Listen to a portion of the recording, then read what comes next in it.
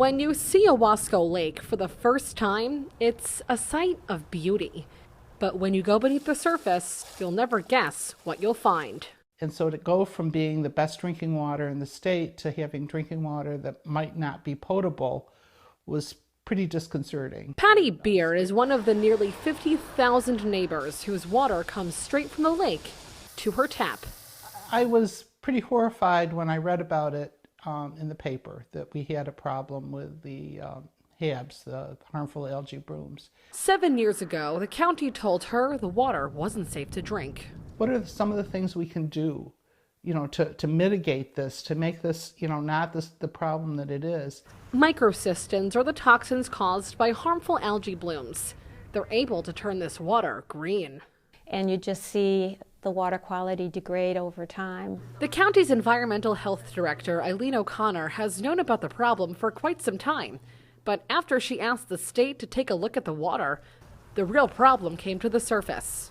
Lo and behold, in 2016, we did find toxins in the drinking water, so it did pass through the water treatment plant.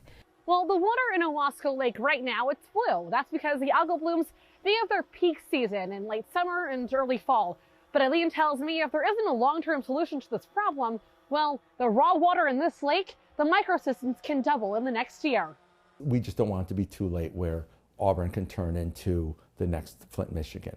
Auburn Common Councilor Terry Cuddy says it's time for the state to step in. We don't control what goes into that lake, but the DOH and the DEC can. This letter was sent to the governor's office in December, asking for approval of the updated Owasco watershed rules and regulations.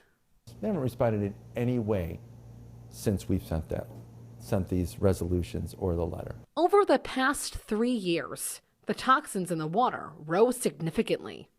My understanding is that those are going to continue to rise, especially since nothing is being done to prevent the harmful algal blooms from increasing. The council is calling for a federal cleanup plan, like a total maximum daily load. Terry's been asking for this since day one. Only thing that the total maximum daily load do is it puts it out the onus on the state to make sure the problem is solved. Since 2016, there has been some improvement at the local level, thanks to state funding. Both the city of Auburn and the town of Owasco had installed carbon treatment, so that was a really an amazing job that they were able to design it, get it through the approval process through the state health department. We've reached out to the state several times and haven't heard a response. Now, neighbors like Patty Beer are worried their drinking water might just come from a bottle. My concern is you don't know what's going to happen next, and even if we know what's going on, it could be to the point where we can't do anything. At the end of the day, the people of Cayuga County are hoping help is on the horizon. Reporting in Owasco, Nicole Aponte, CitrusTV News.